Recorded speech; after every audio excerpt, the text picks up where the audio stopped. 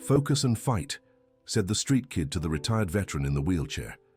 Walter Thompson was crumbling in silent anguish as he watched his only daughter, Karen, argue with doctors about treatment costs. 3 years ago, he had made the hardest decision of his life, pretending he could no longer walk after discovering his daughter's true plans for his retirement. That's when he felt a persistent presence beside him. Turning, he saw a black boy around 12 years old, skinny and wearing worn-out clothes, staring at him with unsettling intensity. "You're the veteran who used to run at the city stadium, right?" the boy asked, pointing at the military tattoos visible on Walter's arm. Walter stayed silent, surprised. How did this street kid know about his past? "Focus and fight," the boy suddenly shouted with unexpected force, making a few people in the park glance their way. "Quiet, kid. You don't understand my situation," Walter muttered, uncomfortable with the attention. "I do understand, sir. You're giving up, but I saw you race when I was little. My mom took me to watch before she left."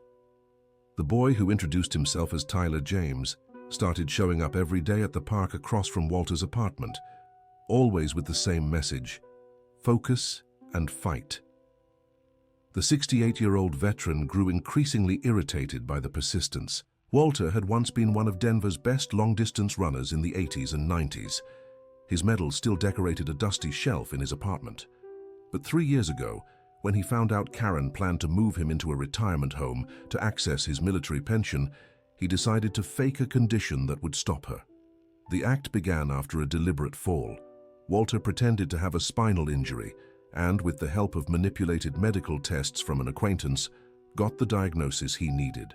Karen, a 42-year-old businesswoman always busy with her work, accepted the story without much question. "Dad, you have to understand I can't take care of you full-time," Karen would say during her monthly visits. "The costs for nurses, medicine, home modifications, it's becoming too much." Walter listened as his daughter talked about numbers and expenses, like he was just a financial problem to solve. Every word confirmed his suspicions about her true intentions. Tyler James, however, was something Walter hadn't anticipated. The boy showed up every morning, doing improvised exercises in the park and shouting encouragement toward Walter's apartment window. "Why don't you just leave, kid? Can't you see I'm in a wheelchair?" Walter asked one morning when he went downstairs to sit in the building's common area. "Because you're not really hurt," Tyler replied, with unsettling simplicity. "I've seen how you move your legs when you think no one's looking." Walter froze. Was his act really that obvious, or did this kid have some special insight? Dear listener, if you're enjoying the story, don't forget to like and subscribe to the channel. It really helps us newcomers. Now back to the story. Mrs. Eleanor, the 74-year-old neighbor who occasionally helped Walter with groceries and errands, began noticing odd behavior. From her third-floor apartment window, she watched the interactions between the veteran and the boy. "Mr. Walter, that boy is always here. Don't you think it's dangerous?" she remarked during a visit. "And another thing, yesterday I saw you move your right foot when that dog barked loudly. Must have been your imagination, Mrs. Eleanor." "Sometimes I have spasms. It's normal according to the doctor," lied Walter, feeling the weight of suspicion grow. Tyler James had found shelter in the back of the neighborhood's community center. He slept on cardboard and survived on donations and odd jobs he managed to get from local merchants. His story was a sad one. His mother had disappeared when he was 8, and his father had never acknowledged him. During a heavy afternoon rainstorm, Tyler James showed up drenched at the entrance of Walter's building. The doorman, Mr. Howard, felt sorry for the boy and sometimes let him take shelter there. "Can I talk to the veteran?" asked Tyler James, shivering from the cold. "Son, Mr. Walter isn't doing well. You'd better not bother him," replied Mr. Howard. But Walter, watching from the window, felt something strange in his chest. He signaled for the doorman to let the boy come up. "Why do you keep insisting on seeing me?" Walter asked when Tyler James entered the apartment, still dripping water from his soaked clothes. "Because you were my hero when I was little," the boy answered, looking around and spotting the medals on the shelf. "My mom always said that when you admire someone, you should never give up on them." "Your mother was wise. Where is she now?" "I don't know. One day she left for work and never came back. I kept waiting, but she never returned." Walter felt a tightness in his chest. He offered the boy dry clothes and a plate of hot food. During that conversation, something inside him began to stir, both literally and figuratively. "Tyler James, you can't keep showing up here all the time. My daughter will get suspicious and cause trouble for you." "And why would that be bad? Are you ashamed of me?" The question hit Walter like a punch. He wasn't ashamed of the boy, but he feared his presence would complicate the lie he'd been maintaining. Karen found out about Tyler James's visits through the doorman, who casually mentioned it during one of her visits. Her reaction was immediate and harsh. "Dad, this is unacceptable. A street kid coming into the building, it could bring trouble, thieves, drugs. You can't be so naive." "He's just a child who needs help," Walter tried to argue. "A child? Dad, have you lost your mind? These kids are clever. They know how to manipulate elderly people. I'll talk to the building manager to ban him from entering." Walter watched as his daughter took steps to block Tyler James from the building. She even hired a private security guard to enforce the restriction. Barred from getting close, the boy began doing his exercises in the park across the street, always visible from Walter's apartment window. Mrs. Eleanor, who had grown fond of the boy, started paying closer attention to the situation. She noticed how agitated Walter became when he saw Tyler James in the park, how his eyes followed the boy's every move. "Mr. Walter, may I ask you a personal question?" she said during a visit. "Do you really not walk at all, or are you hiding something?" The direct question caught Walter off guard. Mrs. Eleanor had a sharp way of reading people, honed by decades of life experience. "Why do you ask that?" he deflected. "Because I've seen you move several times, and because that boy seems to know something we don't." Walter decided to trust Mrs. Eleanor partially. He admitted he had some leg problems, but that they might not be as severe as the doctors had diagnosed. He didn't reveal the full lie, but he planted a seed of doubt. Barred from approaching, Tyler James intensified his exercises in the park. He ran, did push-ups, stretches, always shouting motivational phrases toward the building. The neighbors began complaining about the noise, but the boy persisted. One morning, during a more intense workout, Tyler James fainted in the park. Walter, who was watching from the window, felt an immediate urge to run and help. For a moment, his muscles tensed as if they were about to move, but he restrained himself. Mr. Howard and some passers-by came to the boy's aid. He was dehydrated and showed signs of malnutrition. Walter watched everything from the window, feeling a growing anguish. "Mrs. Eleanor, the boy needs medical help," he said over the phone to his neighbor. "I know, Mr. Walter. I've already called the health clinic. They're going to take him to the hospital." That night, Walter couldn't sleep. Tyler James's words echoed in his mind. Focus and fight. The boy was literally fighting for survival, while Walter pretended to have a condition he didn't. Karen showed up the next day with news that left Walter even more unsettled. "Dad, I spoke with Dr. Richard about your condition. He thinks it would be best for you to stay in a place with specialized care. I found a very good facility in the metropolitan area. You want to put me in a home?" "It's not confinement, Dad. It's a retirement home for seniors with special needs. You'll have physical therapy, 24-hour medical care, recreational activities, and my house, my belongings. We'll sell the apartment to cover the costs. It's the best solution for everyone." Walter saw his worst fears coming true. Karen really wanted to get rid of him and even profit from it. The lie he had created was turning against him. At the hospital, Tyler James was admitted for malnutrition treatment. Walter managed to convince Mrs. Eleanor to take him for a visit, pretending it was to say goodbye to the boy who had bothered him so much. "How did you get in here?" Tyler James asked when he saw Walter being pushed in a wheelchair by Mrs. Eleanor. "I came to say goodbye. It looks like I'll have to move." "You can't give up now. I know you can walk. I know you're hiding it for some reason." Mrs. Eleanor paid attention to the conversation, her suspicions confirmed. "Tyler James, how can you be so sure?" she asked. "Because I've been watching. Mr. Walter sometimes forgets he's pretending. When he gets nervous or worried, he moves his legs naturally." Walter felt his lie was about to be exposed, but something stronger was happening. The courage and determination of that boy was stirring something he had buried 3 years ago. "Why is this so important to you?" Walter asked. "Because when I was little and my mum took me to watch your races, She always said you never gave up, that even when you were losing, you kept running until the end. She said that's what made you special. The words hit Walter like a revelation. He had spent 3 years pretending to be someone he wasn't, contradicting everything he had stood for his whole life. Dear listener, if you're enjoying the story, take a moment to like and especially subscribe to the channel. It helps us a lot as we're just starting out. Now continuing, Dr. Richard Miller, the doctor who had confirmed Walter's condition 3 years earlier, unexpectedly appeared at the hospital during the visit. He and Walter had served together in the military and had remained friends since then. "Walter, what a surprise to see you here. How are the legs?" "Same as always, Richard. No improvement." Dr. Richard studied Walter carefully and then looked at Tyler James in the hospital bed. "Is this the boy your daughter mentioned? The one who keeps bothering you?" "He doesn't bother anyone. He's just a child who needs help," Mrs. Eleanor defended. Dr. Richard, an experienced man, sensed something in the atmosphere of that conversation. I had worked with Walter long enough to know his character, and I always found his sudden paralysis strange. "Walter, can I speak with you privately?" Mrs. Eleanor left the room, taking Tyler James to get some water. Dr. Richard closed the door and stared at his friend. "Since when can you move your toes?" "What do you mean?" "I saw you move your toes when that boy talked about his mother." "Walter, what's really going on?"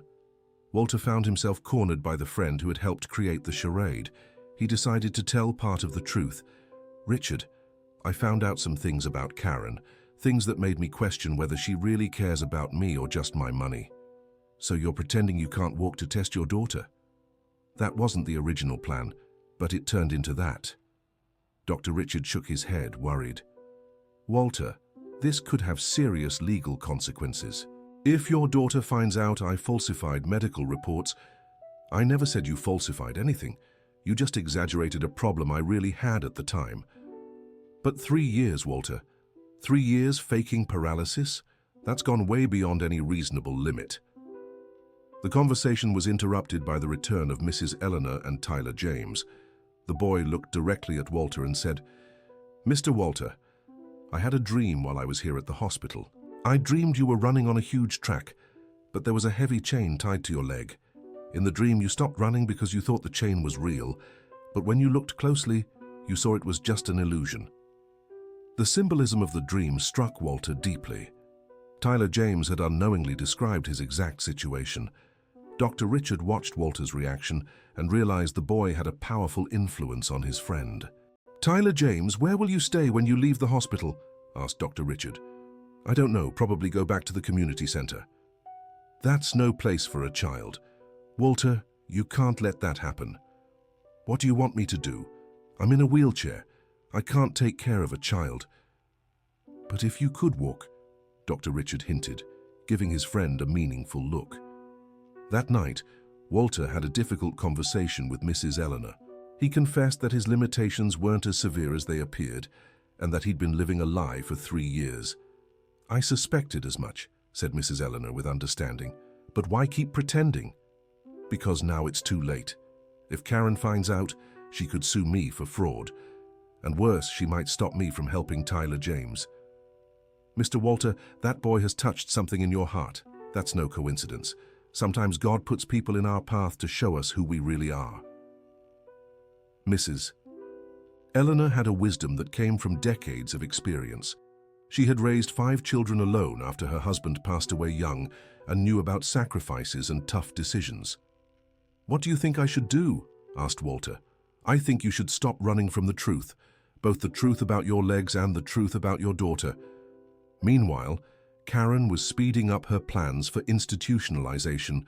She had found a legal loophole that allowed the hospitalization of elderly people in vulnerable situations, especially when safety concerns were involved. "Dad, I signed the papers for your transfer.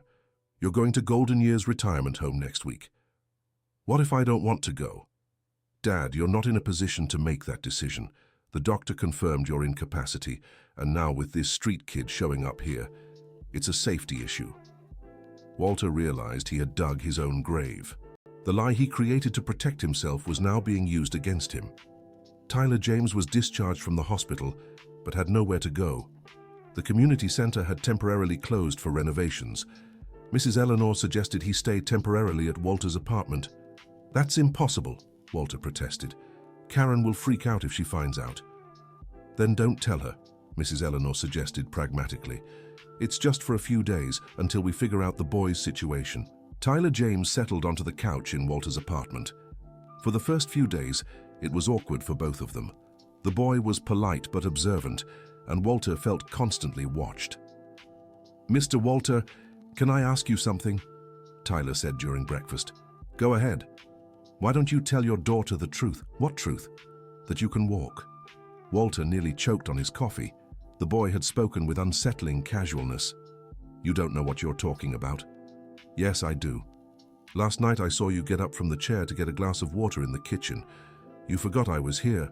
Walter was caught red-handed. There was no point denying it anymore. "All right, you got me. Yes, I can walk. But it's complicated to explain why I'm pretending I can't." "Then explain.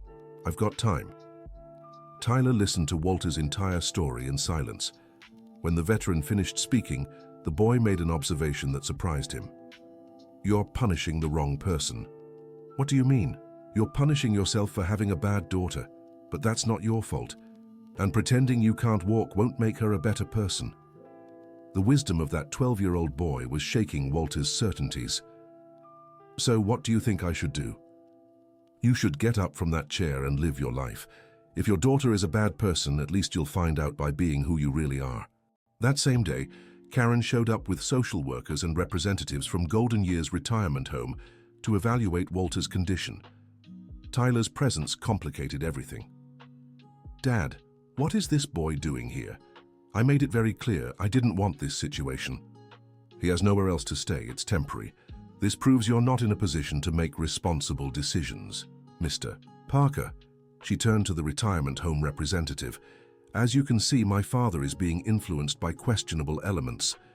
Tyler listened to the conversation and felt anger growing inside him. That woman was treating his hero like an object. "You don't understand anything about your father," Tyler said, interrupting the conversation. "Excuse me? A child has no right to weigh in on family matters." "Yes, I do, because I know your father better than you. I know he's a fighter who never gave up on anything. All you care about is money." Karen turned red with anger. "Mr. Parker, do you see? My father is being manipulated by this boy. We need to speed up the transfer." Mr. Parker, a middle-aged man experienced in dealing with troubled families, observed the dynamic carefully. "Mr. Walter, do you have any preference about where you'd like to stay?"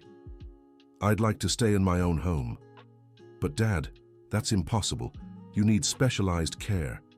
"Actually," interrupted Dr. Richard, who had arrived for a routine visit, "I've noticed significant improvement in Walter's condition recently." Everyone looked at the doctor in surprise. "What do you mean, doctor?" Karen asked. "Well, there have been signs of motor recovery that weren't present before. Perhaps a full reassessment is needed before any drastic decisions." Dr. Richard was giving Walter a chance to step away from the charade without serious legal consequences. "That's impossible," Karen protested. "You yourself said the condition was irreversible." "Medicine evolves, Karen. Sometimes what seems impossible can surprise us all." Dear listener, if you're enjoying the story, take a moment to like and especially subscribe to the channel. It really helps those of us just starting out. Now continuing, Mr. Parker suggested the medical evaluation be done before any transfer procedures. Karen was visibly irritated, but couldn't argue with an official medical recommendation. After everyone left, Tyler James faced Walter with determination. "Now's the time, Mr. Walter. You have a chance to walk away from this lie without hurting anyone." "What if I really can't walk anymore? 3 years pretending, maybe my muscles have atrophied." "Then let's find out. Focus and fight, remember?" Tyler James began developing an improvised rehab plan for Walter. Every morning they did discrete exercises in the apartment. Stretches, basic movements, muscle strengthening. "Slow and steady, Mr. Walter. No need to run before you can walk." Walter discovered his muscles were weaker than before, but still functional. The charade hadn't caused permanent damage, just deconditioning that could be reversed. Mrs. Eleanor became a secret ally, helping hide Walter's recovery exercises. She brought nutritional supplements and gave tips based on her experience caring for her husband during a similar recovery years ago. "Mr. Walter, what will you do about Tyler James?" she asked during an improvised physical therapy session. "What do you mean?" "The boy can't stay here indefinitely. He needs a proper legal situation." Walter had grown used to Tyler James's presence. The apartment, once quiet and melancholy, now felt alive. The boy cooked, cleaned, told stories, and asked about Walter's past. "Tyler James, have you thought about going back to school?" Walter asked one afternoon. "I'd like to, but I don't know how. I don't have documents, no fixed address." "What if I helped you with that?" "How? You're in a wheelchair." "Maybe not for long." Walter was starting to envision a different future, one where he'd take responsibility for Tyler James and face the truth about his relationship with Karen. Doctor. Richard scheduled the medical re-evaluation for the following week. Walter had just days to decide whether to reveal the truth or keep pretending. "Richard, I need your honest medical opinion. If I confess I've been faking, what will the consequences be?" "Legally? Karen might try to sue you for fraud, but it'd be hard to prove. Medically, I'll say it was a spontaneous recovery, not impossible. Personally, I think it's time you stopped running from life." The week of the re-evaluation came quickly. Tyler James was more nervous than Walter. "What if everything goes wrong?" and the boy asked. "Then we'll face it together. You taught me that running away solves nothing." "I taught you that?" "Yes. Every time you yelled focus and fight, you were teaching me that giving up isn't an option." On re-evaluation day, Dr. Richard conducted a series of tests in front of Karen and an independent neurologist. Walter decided to gradually reveal his mobility, pretending it was a recent recovery. "Doctor, I'm feeling something different in my legs today," Walter said during the exam. "What do you mean, Dad?" Karen asked suspiciously. "I can move my toes. Look." Walter wiggled his toes inside his shoes, causing general surprise. "This is extraordinary," said the independent neurologist. "Let's run some more detailed tests." During the tests, Walter managed to demonstrate limited movement in his legs, reduced but present strength, and reflexes that indicated neurological recovery. "Mr. Walter, would you like to try standing up?" asked Dr. Richard. "I can try." With help, Walter slowly rose from the wheelchair. His legs trembled but held him. Karen was stunned. "This isn't possible. 3 years, Dad. 3 years you were in that chair." "Sometimes medicine surprises us," said the neurologist. "Cases of late recovery aren't impossible, though they're rare." Tyler James, who had gotten permission to observe the exam, held back tears as he saw his hero standing again. "Focus and fight," he whispered softly, but loud enough for Walter to hear. After the exam, Karen pulled Dr. Richard aside for a private conversation. "Richard, this doesn't make sense. My dad was immobile for 3 years and suddenly he recovers. There's something strange about this.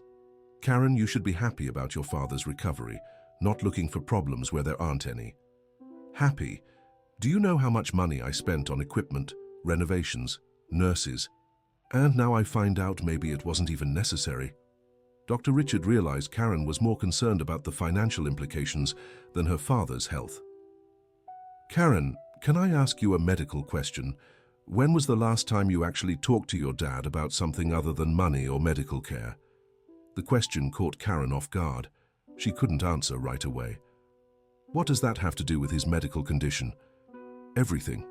Emotional isolation can significantly affect a patient's recovery. Maybe that boy's presence was a positive factor in your father's improvement." With Walter's official recovery, the issue of the Golden Years retirement home was dropped. But now, a new question arose. What to do with Tyler James? "Dad, now that you're recovering, you can't keep this boy here. He needs to go to a proper institution." "Tyler James isn't going anywhere. He stays with me." "What do you mean he stays with you?" "Dad, you don't have the legal right to care for a child." "Then I'll arrange for those rights." Walter had made a decision. He would officially adopt Tyler James. To do so, He'd need to undergo social and psychological evaluations that could expose his earlier deception. Dr. Richard warned him about the legal risks. Walter, if they investigate your medical condition over the last 3 years, they might find inconsistencies. Then I'll tell the truth before they find out. Are you sure? I am. Tyler James taught me that running from the truth only brings more trouble. Walter decided to confess everything to the social worker handling the adoption process. He told her about the deception, the reasons behind it, and how Tyler James had changed his perspective. Mr. Walter, what you did was very serious. Faking a disability, manipulating medical documents. I know I'm ready to face the consequences, but Tyler James isn't to blame for any of this. He deserves a chance. The social worker, Jennifer Wilson, was an experienced woman who had seen many complex cases in her career. Does the boy know the truth? He does. He's the one who convinced me to stop pretending. And your daughter? I haven't told her yet, but I will. Jennifer Wilson carefully assessed the situation. She visited the apartment, spoke separately with Walter and Tyler James, and checked references with neighbors. Mr. Walter, your situation is complicated, but I see a genuine bond between you and Tyler James. I'll recommend the adoption, but with some conditions. What conditions? First, you need psychological counseling to deal with the issues that led to the initial deception. Second, Tyler James needs to be enrolled in school immediately. Third, you both need regular social work follow-ups. Walter agreed to all the conditions. He had finally found a purpose greater than his own self-pity. Confessing to Karen was harder than any medical exam. Dad, are you telling me you pretended to be paralyzed for 3 years? That's right. Why? Why would you do something like that? Because I found out about your plans to put me in a home so you could take my military pension. I wanted to test whether you really cared about me or just my money. Karen stayed silent for several minutes. When she finally spoke, her voice was heavy with emotion. Dad, you're right about one thing. I was more concerned with practical matters than your feelings. But you were wrong too. You lied to me for 3 years. You both messed up, interrupted Tyler James, who had been listening from the kitchen. But what matters is that now you can talk honestly. Tyler James's presence brought a different perspective. He wasn't interested in taking sides. He just wanted to see the people he loved being truthful with each other. Karen, Walter said, I want to adopt Tyler James. I know it might seem strange, but he's given my life new meaning. Dad, you're 68 years old, raising a child at that age. I'm not raising a child. I'm giving a family to someone who never had one. And he's giving me a second chance to be a real father. Walter's words struck Karen deeply. She realized she had failed as a daughter in many ways. Dad, I'm sorry. I'm sorry for putting money before your feelings. I'm sorry for not being the daughter you deserved. And I'm sorry for lying, for testing you instead of just talking about my fears. Tyler James, watching father and daughter reconcile, felt something he hadn't in a long time: hope. The adoption process took a few months but was approved. During that time, Walter and Tyler James settled into a father-son routine that worked perfectly. Walter helped Tyler James recover his documents, enrolled him in school, and began teaching him about discipline and responsibility. In return, Tyler James brought youthful energy and an optimistic outlook that rejuvenated Walter. Dad, Tyler James had started calling him that. Can I ask you something? Always. Do you regret pretending you couldn't walk? I regret lying, but I don't regret the lessons I learned, especially the lesson that running from problems doesn't solve them. And I learned that sometimes people do wrong things for the right reasons. Karen began visiting her father more often. The visits were no longer just about practical matters, but about building a real relationship. She also grew fond of Tyler James, seeing in him the ability to bring out the best in her father. Tyler James, thank you, Karen said one afternoon after a family lunch. For what, Aunt Karen? For giving me back my dad. Walter resumed his morning runs, now with Tyler James by his side. The boy was fast and resilient, qualities Walter recognized from his own youth. One day I'll run in an official race, Tyler James said during one of their runs. I'm sure you will. And I'll be there cheering for you. You won't race anymore. Maybe. Who knows? Maybe we can run together. The idea of competing again stirred something in Walter that he thought was lost forever, his passion for the sport that had defined his youth. Dr. Walter observed Richard's physical recovery with professional admiration. "Walter, your physical condition is better now than it was before the whole charade. How do you explain that?" "It's simple. Now I have a real reason to stay in shape. I have to keep up with my son." The word son came naturally when Walter referred to Tyler James. The adoption had been finalized, but the emotional bond had been formed long before the legal paperwork. Mrs. Eleanor watched Walter's transformation with satisfaction. "Mr. Walter, you look 10 years younger." "That's what happens when we stop pretending to be someone we're not, Mrs. Eleanor. And when we find our true family," Tyler James added. The neighborhood community center reopened after renovations and invited Walter to give motivational talks to at-risk youth. He accepted, seeing an opportunity to turn his experience into something useful for others. "The first thing I want to tell you," Walter said to a group of teenagers, "is that lying to yourself is the worst lie of all. I spent 3 years pretending to be someone I wasn't, and I almost lost what mattered most, my dignity." Tyler James watched the talks with pride. Seeing his adoptive father turn pain into wisdom was inspiring. "Dad, you should write a book about your story," Tyler suggested. "You think so?" "I do. A lot of people need to hear that it's never too late to change." Walter began seriously considering the idea. Maybe his experience could help others who were running from their own truths. The first anniversary of the adoption was celebrated with a charity run organized by Walter and Tyler James. The event raised funds for the community center and attracted runners from all over Denver. "Dad, nervous?" Tyler asked before the race. "A little. It's been years since I ran in an official competition." "Focus and fight," Tyler said, repeating the words that had changed their lives. Walter didn't win the race, but he crossed the finish line with Tyler by his side. Karen was there cheering, along with Mrs. Eleanor, Dr. Richard, and many other friends who had become part of their new family. "How do you feel?" asked a local reporter covering the event. "I feel whole," Walter replied. "For 3 years I pretended to have a physical limitation. Today, I realized my only real limitation was emotional, and thanks to my son, I overcame it." Tyler James took 3rd place in the youth category. During the award ceremony, he dedicated his medal to the father who had given him not just a home, but a new perspective on possibilities. "This medal is for the man who taught me we should never give up on the people we love," Tyler said into the microphone, "even when they're giving up on themselves." The speech moved the entire audience. Tears streamed down Walter's face as he saw how that boy had grown into an eloquent, courageous young man.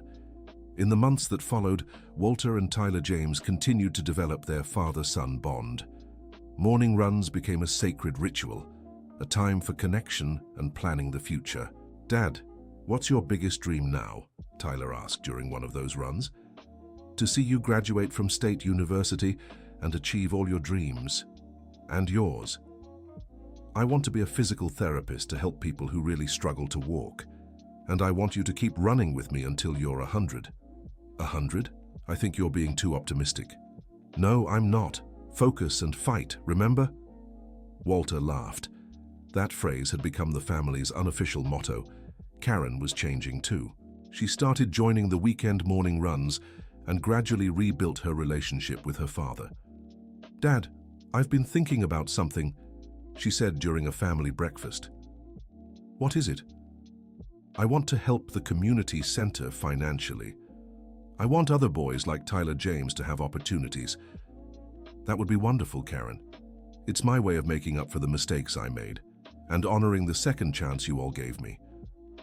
Tyler James hugged his adoptive aunt. The family he had always dreamed of was finally complete. The community center benefited not only from Karen's donations, but also from the mentorship program created by Walter. Retired veterans were connected with at-risk youth, building relationships that helped both sides. "Mr. Walter," said the center's director, "your program has already helped over 50 young people. How does that make you feel?" "I feel grateful. Grateful to have found a way to turn my own experience into something useful for others." Dr. Richard visited the family often, amazed by the transformation he had witnessed. Walter, you know your story should be shared with more people, right? Tyler James says that too, but I don't know where to start. Start at the beginning. Tell them about a man who was so hurt he'd rather pretend to be broken than risk breaking for real. And tell them about a boy who never stopped believing in him, added Tyler James. Walter finally decided to write his story. During the evenings, after Tyler James finished his homework, they worked together on the manuscript. "Dad, how are we going to end the story?" asked Tyler James. "How do you think we should end it?" "I think we should end it by showing that sometimes you have to get completely lost to truly find yourself, and that sometimes the family you choose is stronger than the one you're born into," Walter added. The book was published by a local publisher and became an unexpected success. Walter and Tyler James were invited to speak at schools, businesses, and community centers across Colorado. "Do you believe people can really change?" asked a student during one talk. "We do," Walter replied. "But real change only happens when we stop pretending everything's fine and start working on what needs fixing. And when we find someone who believes in us, even when we don't believe in ourselves," Tyler James finished. During one of these talks, a man in the audience stood up to share his story. "I'm a veteran too. When I came back from the peacekeeping mission, I felt lost. Hearing you speak today made me realize I'm doing the same thing you did, pretending I'm okay when I'm not." Walter stepped down from the stage and hugged the man. It's never too late to ask for help. It's never too late to be honest about how we feel. Moments like this confirmed to Walter that his decision to share his story had been right. Tyler James, now 16, had grown into a responsible and determined young man. His grades were excellent, and he had won several youth running competitions. "Dad, I got a scholarship offer for the state university." "That's amazing. For what program?" "Physical therapy. Remember how I said I wanted to help people who really struggle to walk?" Walter felt immense pride. His son had turned their shared experience into a calling. "Tyler James, are you sure this is what you want?" "I am. I want to help others stand up just like you taught me."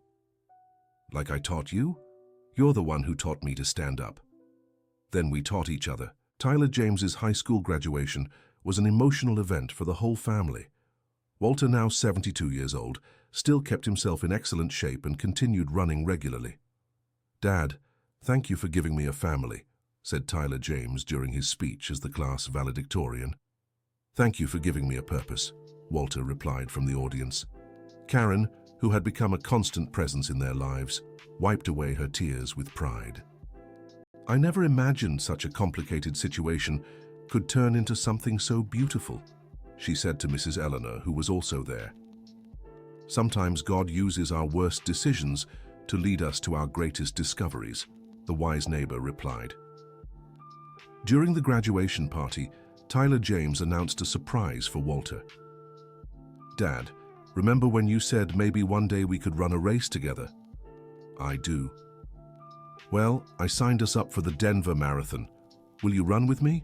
Walter, at 72, accepted the challenge. They spent the following months training together for the marathon, a journey that symbolized everything they had built together. "Dad, do you think we'll be able to finish the race?" "Focus and fight, son. Focus and fight." On marathon day, father and son crossed the finish line hand in hand to the emotional cheers of thousands.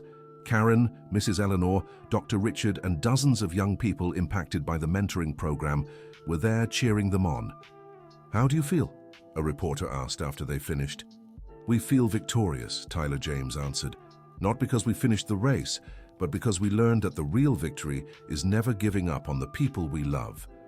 And that sometimes we need someone to shout focus and fight to remind us who we really are," Walter added. The end of the story. Now tell us what you thought of this story and where you're watching from. If you have something to share with us, leave your honest thoughts in the comments. Do you believe Walter made the right decision by confessing the truth? We'd love to hear your opinion. Thank you so much for joining us. Don't forget to like and, most importantly, subscribe to the channel so you don't miss other heartwarming stories.